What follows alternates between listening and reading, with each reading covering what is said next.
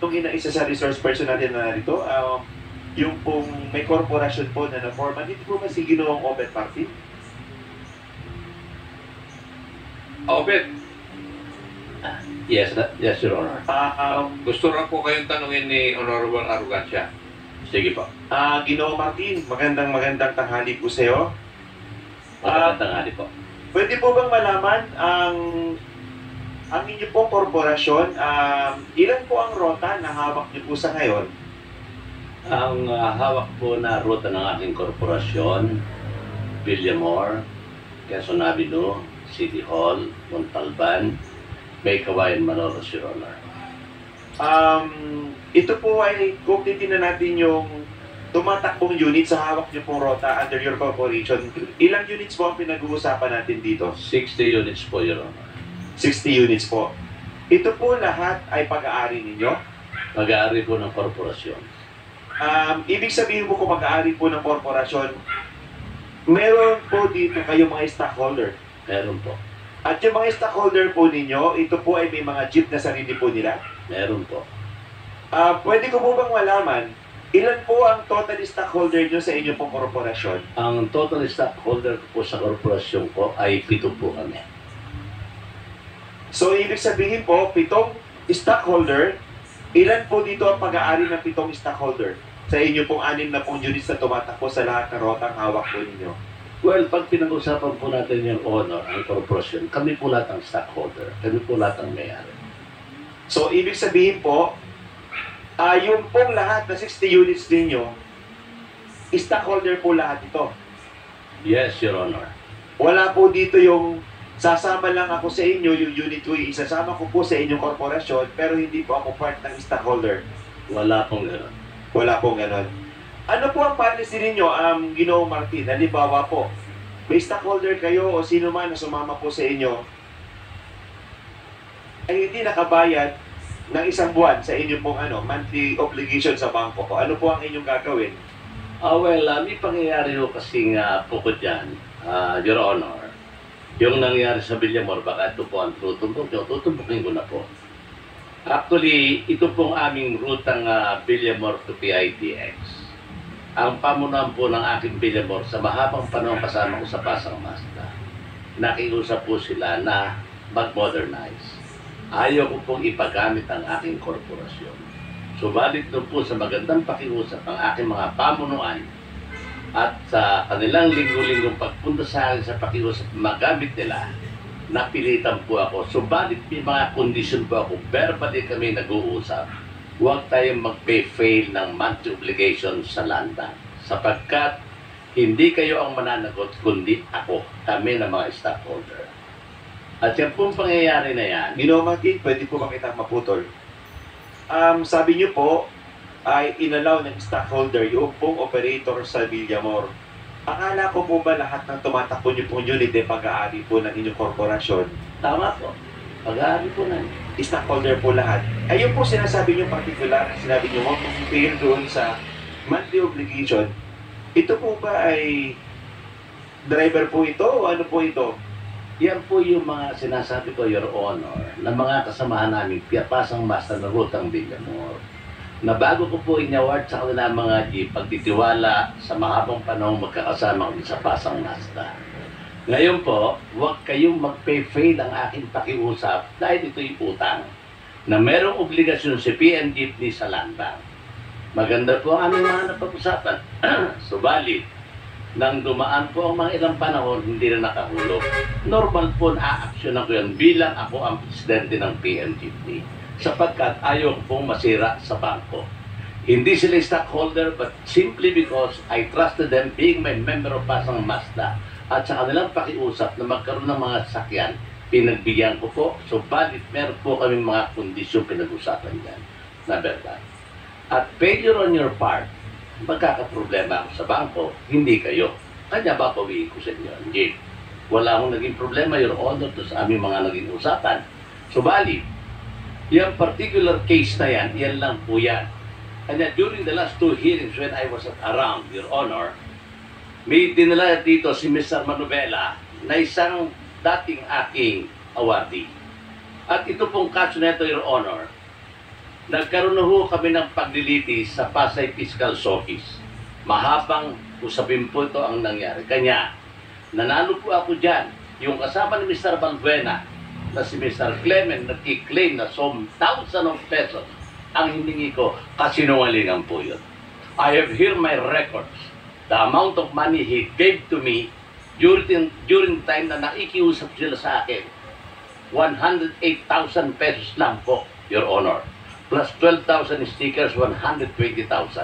Yun lang po ang naging binigay niyang papisaps yung pera at pagkatapos dyan, wala na. Saan po kayo makakita, Your Honor? Martin, paputol ko po kayo. So, ibig sabihin po, yun pong pinag-uusapan nating particular na issue, kabit po yung kanyang jeep sa inyo po, korporasyon. Ganito po, Your Honor. There is a process from the LTFRB. Kailangan po tayong gumawa ng consolidation process. Meron silang prangkisa. Mag-consolidate po tayo at magkakaroon tayo ng undertakings na kailangan ipangalan sa amin yan.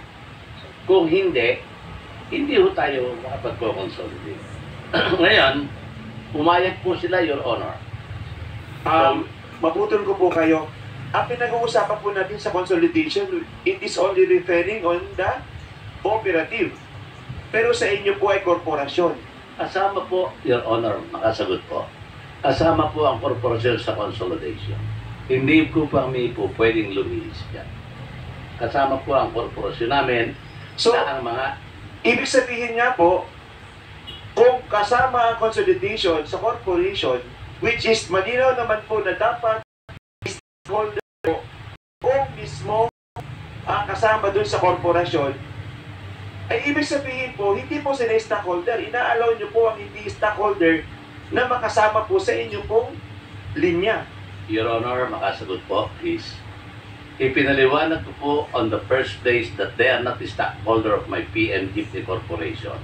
Magbibigyan ko ang kahilingan nyo, subalit hindi kayo stockholder. Mr. Chairman, Maliwanag po. maputol ko po kayo. Admission of Mr. Martin, it is only shown na hindi nasusunod yung patakaran po ng DOTR.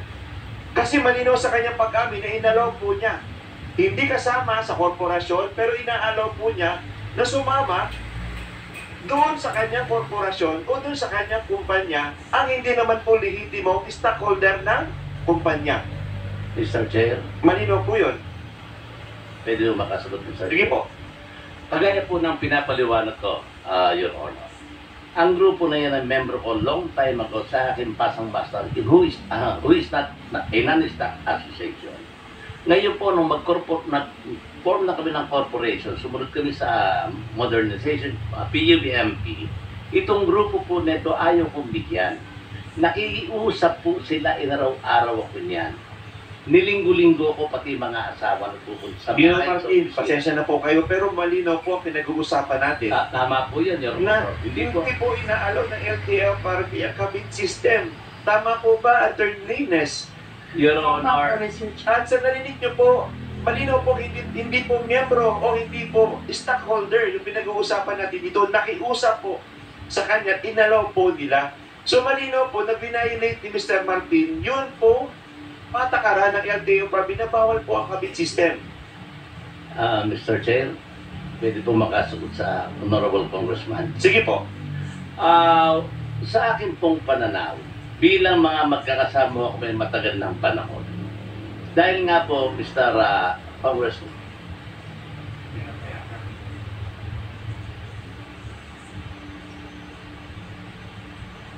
I'm sorry, Mr. Chair. LTFRB, sagutin po ninyo yung tanong muna bago si Mr. Martin para magkaliwanagan tayo, which is legal. Opo, Mr. Chair, sinagot ko po kanina, Mr. Chair, na tama po si Congressman, Mr. Chair, na hindi po pinapayagan yung kabit system. Thank you so much, Mr. Chair. On the first place, as what I'm explaining, Mr. Chair, wala akong kabit system din. Nakiusap po yung mga kasamahan ko yan sa akin. Kagaya po na pinapaliwanag ko, matagal ko na silang kasama sa Pasang Basta. They are affiliated to my Pasang Basta. Nang ako po'y mag-form. Mr. Chairman, huwag na po natin paikutin ito. Tayo po'y naglolokohan dito eh. Kung hindi po member o hindi po stockholder ang isa pong tumatakbo sa inyong korporasyon, malinaw po na ito'y kabit system. Wala po tayo rito magpaikot-ikot. Alam po natin ang patakaran ng korporasyon. With your indulgence, Honorable Albancia, let me ask the LTFRB. You have listened to the issue raised by the Honorable Albancia. You have listened to shall we say, the position of Mr. Obet Martin. Ano po yung inyong tingin? Kasi kayo po ang eksperto rito and you're supposed to know the laws that govern this situation. Mr. Chair, base po dun sa binabanggit ni Ka-Obet Martin, ang nakukuha ko po dun sa explanation niya is corporation na po sila, consolidated na sila, tapos meron siyang mga dating miyembro doon sa bago pa yung modernization na gustong sumama doon sa kanilang corporation. Yun, kung ganun po yung circumstances na accurate na yung sa pagkakaintindi ko sa pinaliwanag niya, yun po, wala pong violation po doon. Pero kung sila po ay corporation po siya, nag-apply siya for consolidation, represent niya na mga stockholder or shareholder ang mga ibang units na hindi naman talaga nila shareholder, doon po meron pong violation kasi nagiging ano po siya, parang kabit system na po. Yun po, Mr. Chair. Kasi ako, nalilito ako doon sa inyong kwan eh. Matanong ko po kayo, si Mr. Martin may korporasyon, nag-consolidate. So, may numero na siya ng mga tao, mga drivers niya. Ngayon, merong isang tao na kasama niya dati sa Pasang Mazda, nakiusap sa kanya na kung pwede siyang pumasok. Hindi bilang stockholder o kwan, pero nakapagbibiyahe siya doon sa rota na binabiyahe ng korporasyon ni Mr. Obet Martin. Now, is there any violation of law there? Yun po nga pagpapayag. Yes or no? There is, Mr. Chair. There There is. is. Kasi, ang susunod ko tatanungin sa inyo, i-define nyo nga sa akin yung kabit system. Mr. Chair, yung kabit system po, yung pinapayagan nyo po na gamitin yung pribileyo na binigay sa inyo ng gobyerno para patakbuhin yung hindi naman otorisado at pumasa dun sa kwalifikasyon ng gobyerno para magpatakbo sa isang ruta. Obet, naintindihan nyo yan? So, Yes, Your Honor. ano sa tingin mo ang nangyari doon, yun sa ginawa po ninyo? Yun po kasing sa akin, Your Honor. Andun po yung pagbibigay sa pakiusap Kaya sa mga nga, dating kasama kapagkat hindi po Naniniwala po kami, Mr. Martin, Obet, na pagbibigay. Pwede yun. Pero kung yun po ay labag sa batas, hindi na po yata pagbibigay yun. Labag po sa batas yun. Naintindihan nyo ba yung diferensya? naintindihan ko po. Salamat po, Your Honor. Kung yun po yung labag sa batas, may pagkakasala ko kami pareho. Yung akin po, Mr. Chair, dahil itong grupo ko neto, hindi ang pakiusap sa akin, hindi na kami magpo-form ng cooperative or corporation sapagkat wala po silang kakayanan. Kanya po sila nakiusap sa akin ng mahabang panahon. Hindi ko po sila kinumbising o sumama ko sa akin, no, Mr. Chair. Kanya nga po pinapaniwanag ko kanina, linggo-linggo, pati pamilya kasama nakikiusap. Doon po sa aming mahabang pag-uusap, isa lang po sinasabi ko sa kanila. Ito po ay hindi kayo stockholder ng korporasyong PMTV.